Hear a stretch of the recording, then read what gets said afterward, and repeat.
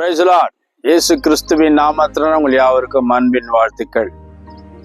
இந்த நாளில ஏதோ ஒரு அற்புதத்துக்காக நீங்க ஒருவேளை காத்து கொண்டிருக்கலாம். பிள்ளைகளுக்காக, கண்மனைக்காக, சுகத்துக்காக, வேலைக்காக, பிஸ்னஸ்க்காக ஏதோ ஒரு அற்புதம் நடக்கணும்னு சொல்லி ஒருவேளை நீங்க காத்துக்கிட்டு இருக்கலாம். ஒரு அற்புதம் நடந்தா நல்லா இருக்கும். வாழ்க்கை அப்படியே இருக்குது. ஒரு அற்புதம் மட்டும் நடந்துச்சுன்னா சூப்பராகிடுவேன் நான் அப்படி சொல்லி ஒருவேளை உங்களுக்கு அந்த ஆசைகள் இருந்துச்சுன்னா அது நிச்சயம் நிறைவேறும். கவலைப்படாதீங்க.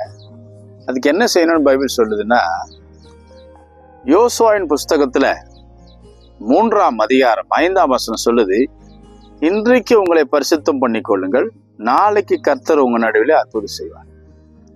இந்த அற்புதங்களை ஆண்டு செய்யணும்னா நமக்கு தேவையானது ஒண்ணுதான். ஆண்டுக்கு காசு பணம்லாம் கொடுத்து ஒன்றும் பண்ண முடியாது. நம்ம இருதயத்தை பரிசுத்தத்துக்கு ஒப்பு கொடுத்து மனம் மாறினால் அற்புதம் ஒவ்வொரு நாளும் நடக்கும்.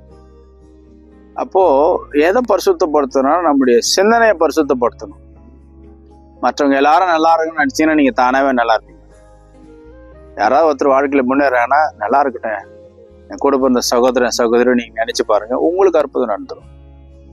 ஆக இந்த அருமையான நாளில் உங்களுக்கு எந்த அற்புதம் நடக்கணும்னாலும் ஒண்ணு ஞாபகம் வச்சுங்க, இருதயத்தின் சிந்தனை ஆண்டுக்கு ஒப்பு கொடுத்து, ஆண்டவரே என் சிந்தனையை பரிசுத்தப்படுத்துங்கப்பா, நான் விரோதிகளை நேசிக்கணும், சத்துருக்களை நேசிக்கணும், மற்றவங்களை மன்னிக்கணும், எல்லாரும் நல்லா இருக்கணும் அப்படின்ற நல்ல உள்ளத்தை எனக்கு தாங்க, என் இருதயத்தை சுத்திகரிங்கன்னு சொல்லும்போது இருதயம் பரிசுத்தம் அடையும் பொழுது உடனே கர்த்தர் பெரிய அற்புதங்களை செய்வார். நீங்க வேணா பாருங்க, இந்த ஜபத்தை செஞ்சு பாருங்க.